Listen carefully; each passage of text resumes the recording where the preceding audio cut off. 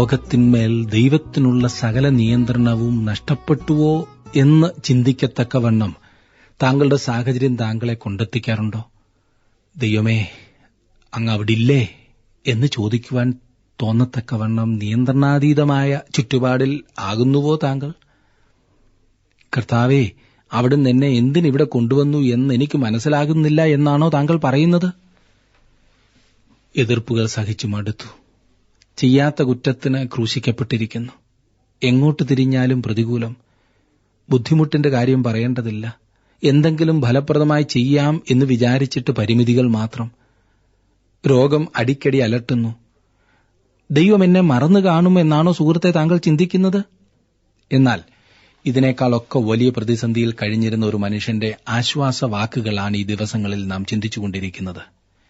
കാരാഗ്രഹത്തിലെ ബുദ്ധിമുട്ടുകളിലൂടെ പോയിക്കൊണ്ടിരുന്നെങ്കിലും തനിക്ക് സംഭവിച്ചതിൽ ഒന്നും തന്നെ ദൈവത്തിന്റെ നിയന്ത്രണത്തിൽ നിന്നും വിട്ടിട്ടല്ല എന്ന അടിയുറച്ച വിശ്വാസം വിശുദ്ധ പൗലോസ് സൂക്ഷിച്ചു. നമ്മുടെ സാഹചര്യങ്ങൾ നമ്മെ നിയന്ത്രിക്കുവാൻ അനുവദിക്കരുത്.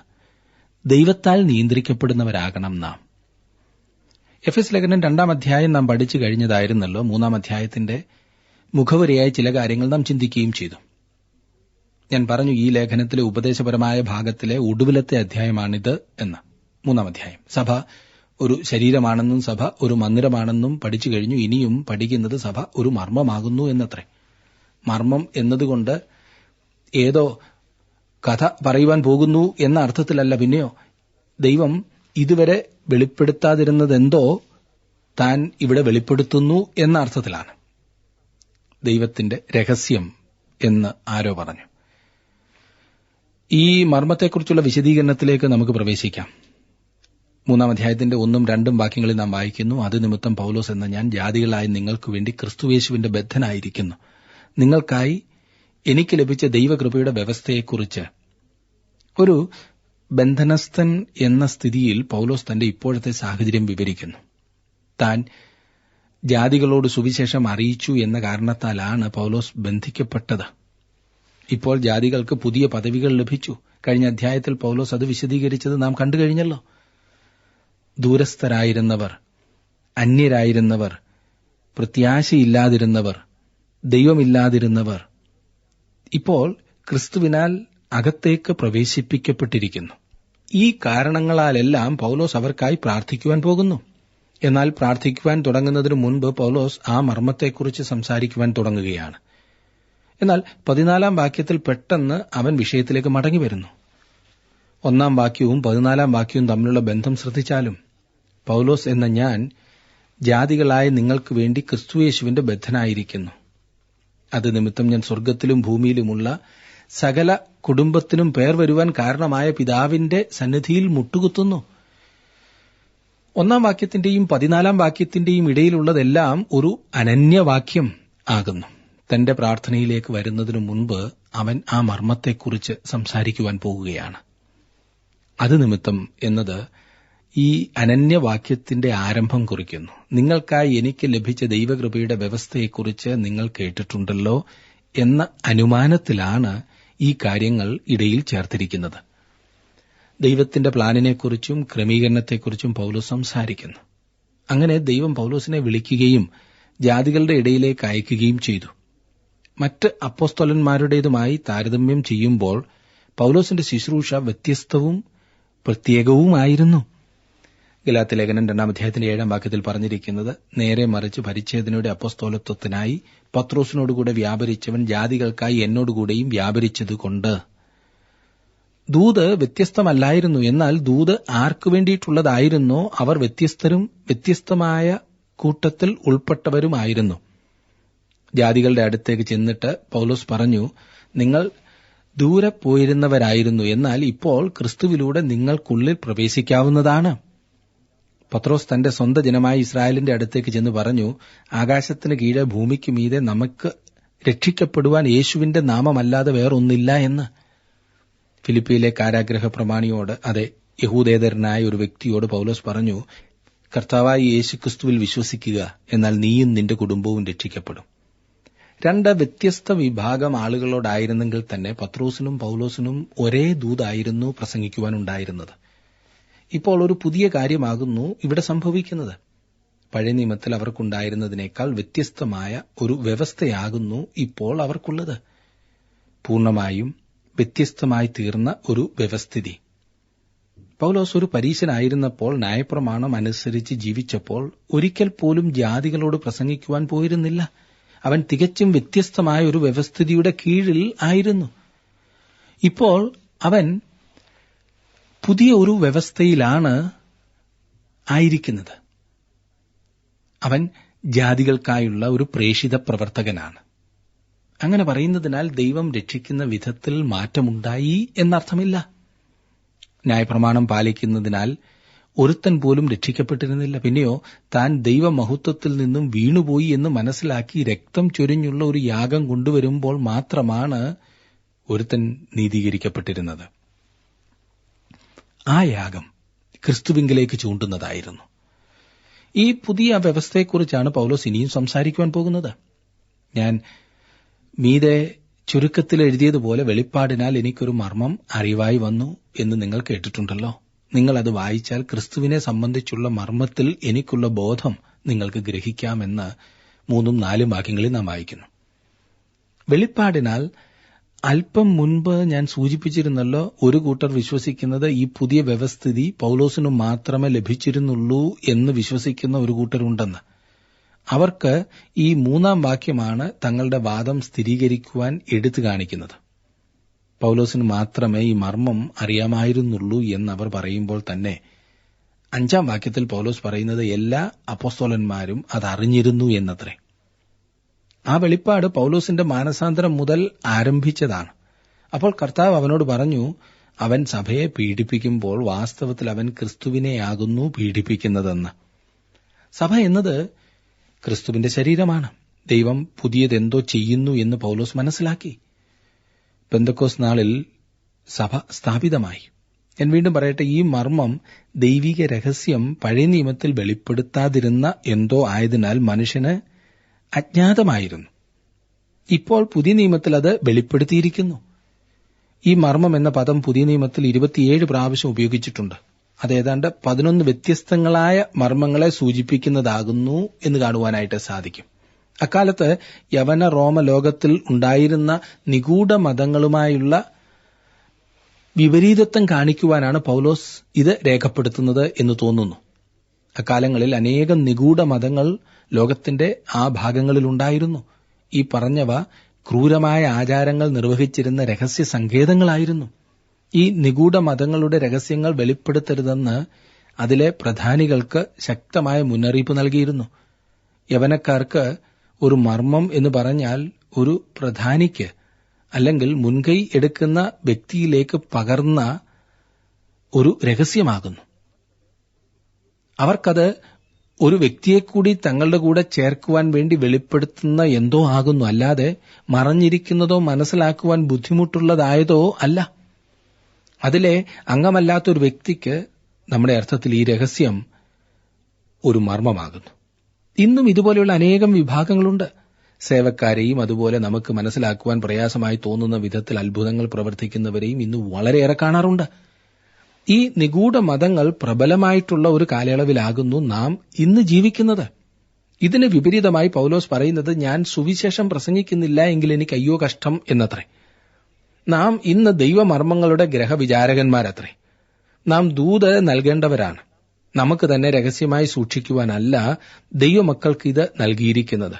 എവിടെയെങ്കിലും രഹസ്യ സ്ഥലത്ത് സൂക്ഷിച്ചു വെക്കുവാനല്ല സുവിശേഷം നൽകിയിരിക്കുന്നത്. പിന്നെയോ പുരമുകളിൽ നിന്ന് വിളിച്ചറിയിക്കുവാൻ നമുക്ക് തന്നിരിക്കുന്നതാണിത്.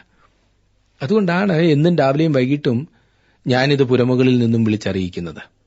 ഇതിനകത്തുള്ളതെല്ലാം എല്ലാ മനുഷ്യർക്കും വേണ്ടിയുള്ളതാണ്. പൊതിഞ്ഞു വെക്കുവാൻ ഒന്നുമില്ല. എന്നെ ശ്രദ്ധിക്കുന്ന പ്രിയ സുഹൃത്തെ, ഈ സുവിശേഷത്തോളം വിശാലമായ വേറെ എന്താണുള്ളത്? എല്ലാവരും മനസ്സിലാക്കുവാൻ ദൈവം ഇത് നൽകിയിരിക്കുന്നു. ദൈവത്തെ നമുക്ക് സ്തുതിക്കുവാൻ സാധിക്കും. ഈ ലേഖനത്തിൽ മുൻപും മർമ്മം എന്ന് പൗലോസ് പറഞ്ഞിട്ടുണ്ട്. എഫേസ് ലേഖനം 1-ാം അധ്യായത്തിന്റെ 9-ാം വാക്യത്തിൽ നാം വായിച്ചത് തന്റെ ഹിതത്തിന്റെ മർമ്മം നമ്മോട് അറിയിച്ചു എന്നത്രേ. 2-ാം അധ്യായത്തിന്റെ 14 മുതൽ നാം കാണുന്നത് ആ മർമ്മം എന്തെന്ന് അവൻ വിവരിച്ചു. ആ മർമ്മം എന്തെന്നാൽ ക്രിസ്തു ഉയർത്തെഴുന്നേറ്റു. യഹൂദന്മാരും ജാതികളും, അതെ, ലോകത്തിലെ സകല വംശങ്ങളും ജാതികളും ഉൾപ്പെട്ട ഒരു പുതിയ സമൂഹത്തിന്റെ തലയായി. ഇത് പഴയ നിയമത്തിൽ വെളിപ്പെടുത്തിയിട്ടില്ല.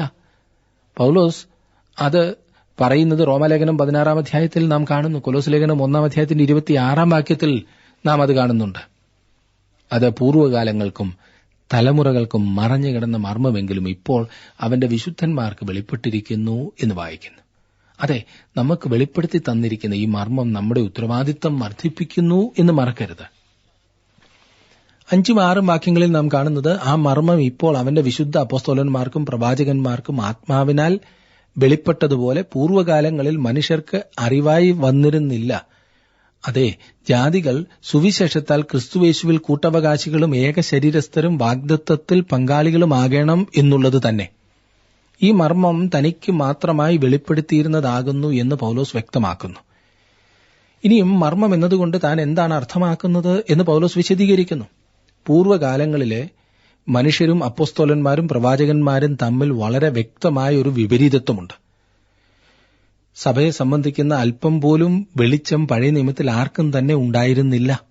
ഇപ്പോൾ അത് അവന്റെ വിശുദ്ധ അപ്പോസ്തലന്മാർക്ക് വെളിപ്പെടുത്തിയിരിക്കുകയാണ്. അവർ വിശുദ്ധമാകുന്നു, കാരണം ഈ സ്ഥാനത്തേക്ക് ദൈവം അവരെ വേർതിരിച്ചിരിക്കുകയാണ്. ഇവിടെ പ്രവാചകന്മാർ എന്നുദ്ദേശിക്കുന്നത് തീർച്ചയായും പുതിയ നിയമ പ്രവാചകന്മാരാണ്. ഈ മർമ്മം പഠിപ്പിക്കുന്ന അധ്യാപകൻ പരിശുദ്ധാത്മാവാകുന്നു എന്ന് 5-ാം വാക്യത്തിൽ തന്നെ പറഞ്ഞിരിക്കുന്നു.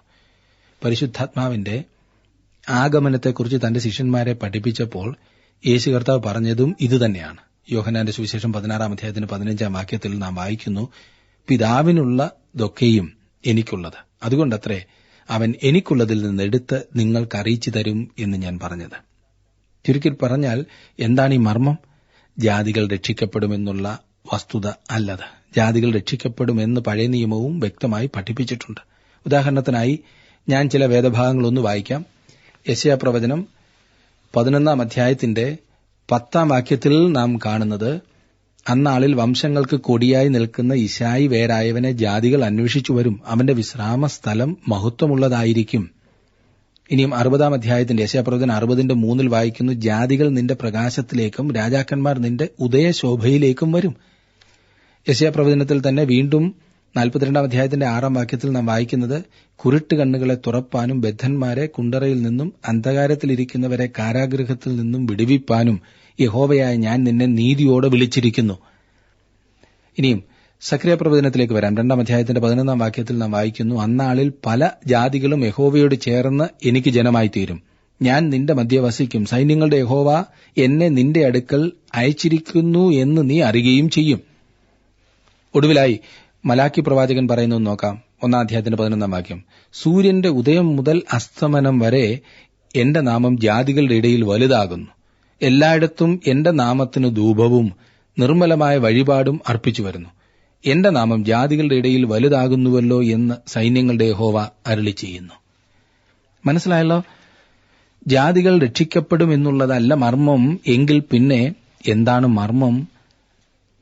നാം അതറിഞ്ഞിരിക്കണം, ശ്രദ്ധിച്ചു കേൾക്കണം. ഇവിടുത്തെ മർമ്മം ജാതികളും ഇസ്രായേലും ഒരേ അടിസ്ഥാനത്തിന്മേൽ അംഗീകരിക്കപ്പെടും, വയ്ക്കപ്പെടും എന്നുള്ളതത്രേ. ക്രിസ്തുവിലെ വിശ്വാസത്താൽ അവർ രണ്ടു കൂട്ടരെയും സഭ എന്ന പുതിയൊരു ശരീരത്തിലേക്ക് ഒന്നിച്ചു ചേർത്തിരിക്കുന്നു. ആ പുതിയ ശരീരത്തിന്റെ തല ക്രിസ്തുവാകുന്നു. അതുകൊണ്ട് ഇപ്പോൾ മനുഷ്യവർഗത്തിൽ 3 വിധത്തിലുള്ള വിഭാഗമുണ്ട്. ആദാം മുതൽ അബ്രഹാം വരെ സകല മനുഷ്യരും ജാതികളായിരുന്നു. അത് 2000-ലധികം വർഷത്തെ ചരിത്രമാകുന്നു. അബ്രഹാം മുതൽ ക്രിസ്തു വരെ സകല മനുഷ്യരും ഒന്നുകിൽ യഹൂദന്മാർ അല്ലാത്ത പക്ഷം ജാതികൾ എന്ന സ്ഥിതിയിൽ ആയിരുന്നു. ഇപ്പോൾ അതായത് പെന്തക്കോസ് നാൾ മുതൽ സഭ മധ്യാകാശത്തിൽ ചേർക്കപ്പെടുന്നതുവരെയുള്ള കാലയളവിൽ 3 വിധ കൂട്ടങ്ങളാണ് ഭൂമിയിലുള്ളത്: യഹൂദന്മാർ, ജാതികൾ, സഭ. യഹൂദന്മാർക്കും യവനന്മാർക്കും ദൈവസഭയ്ക്കും ഇടർച്ചയല്ലാത്തവരാകുവിനെന്ന് 1 കൊരിന്ത്യർ 10-ാം അധ്യായത്തിന്റെ 32-ാം വാക്യത്തിൽ പൗലോസ് പറയുമ്പോൾ ഈ ത്രിവിധ വിഭാഗത്തെയാണ് സൂചിപ്പിക്കുന്നത്. അത് പറഞ്ഞപ്പോൾ പൗലോസ് മനുഷ്യകുലത്തെ മുഴുവൻ ഉൾപ്പെടുത്തിയെന്നോർക്കണം.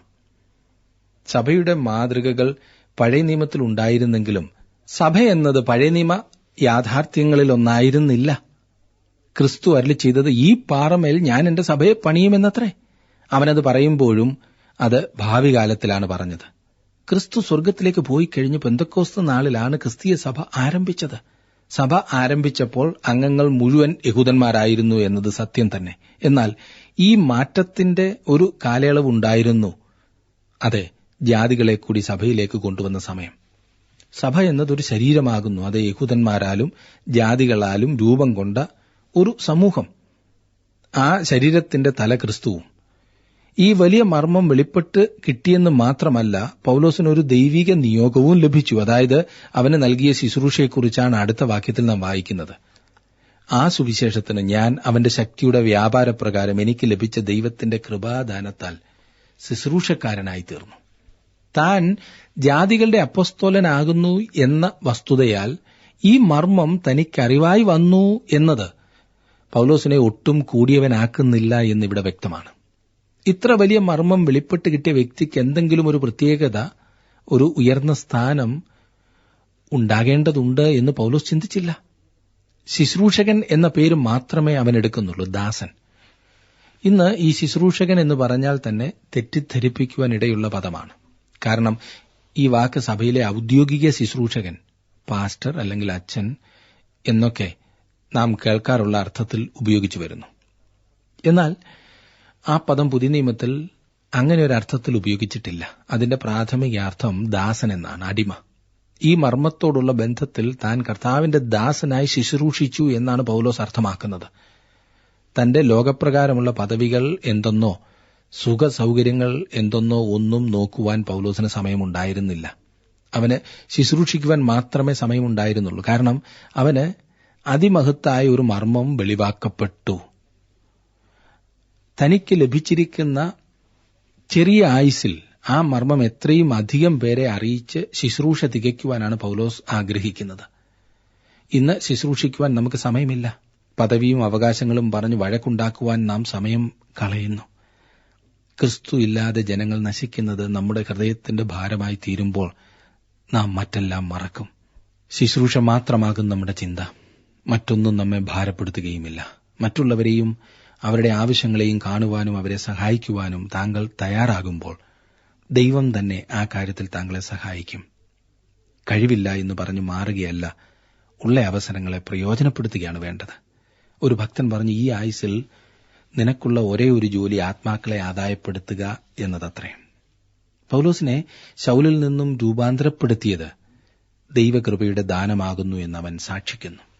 അതെ, അഹങ്കാരിയായിരുന്ന പരീശൻ, സഭയെ ഉപദ്രവിച്ചവൻ പൗലോസ്, ഇപ്പോൾ അവൻ അപ്പോസ്തലനായിരിക്കുന്നു എന്ന് മാത്രമല്ല, ക്രിസ്തുവിന്റെ ബദ്ധൻ കൂടിയാണ്. അവനെ ഒരു കൂട്ടത്തിൽ നിന്നും എടുത്ത് മറ്റൊരു കൂട്ടത്തിൽ ആക്കിയിരിക്കുകയാണ്. അവനിപ്പോൾ ക്രിസ്തുവിന്റെ ശരീരത്തിലെ ഒരു അവയവവുമത്രേ. ഇതുവരെ നേടിയതെല്ലാം പരിശുദ്ധാത്മാവിന്റെ പ്രവർത്തനത്തിന്റെ ശക്തിയാലത്രേ. പൗലോസിന് ഒരു അപ്പോസ്തലന്റെ വരവും ശക്തിയും ഉണ്ടായിരുന്നു എന്ന് കാണുവാൻ സാധിക്കുന്നു. 8-9 വാക്യങ്ങൾ നോക്കിക്കാട്ടെ.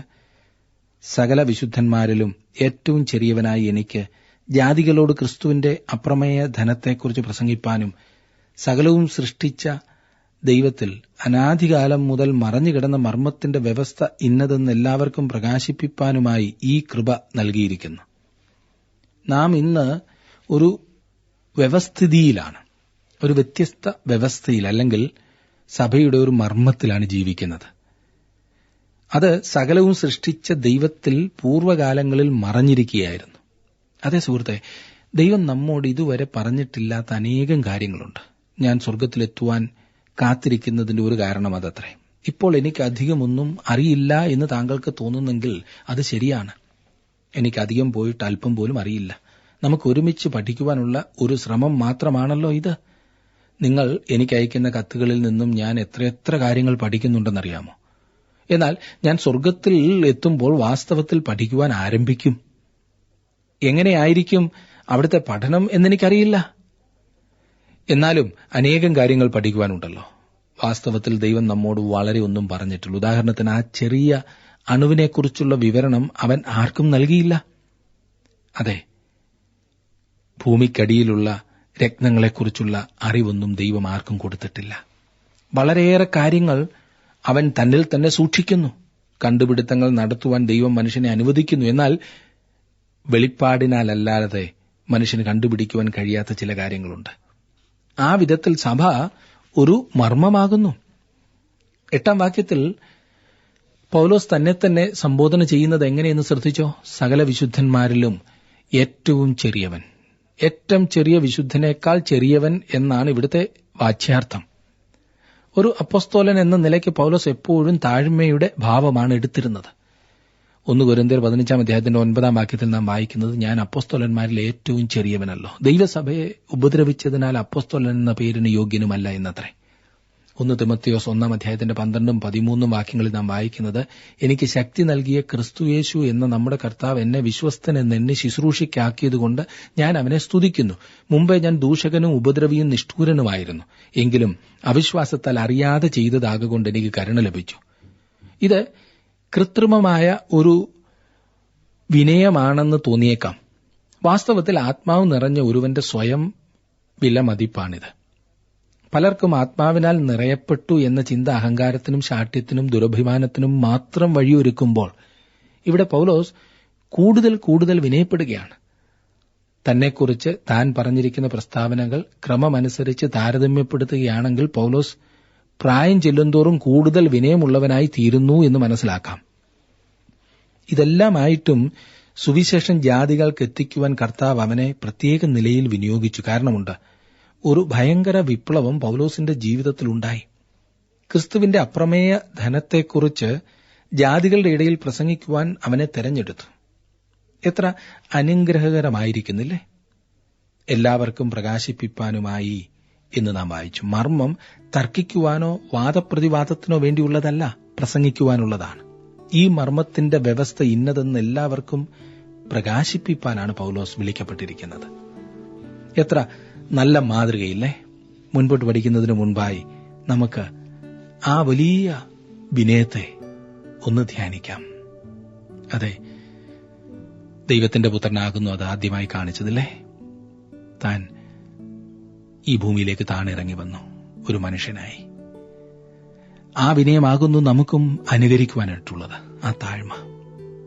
എന്നെ ശ്രദ്ധിക്കുന്ന പ്രിയ സുഹൃത്തെ, അങ്ങനെ ഒരു താഴ്മ ധരിക്കുവാൻ താങ്കളുടെ ജീവിതത്തിൽ സാധിക്കുന്നുണ്ടോ?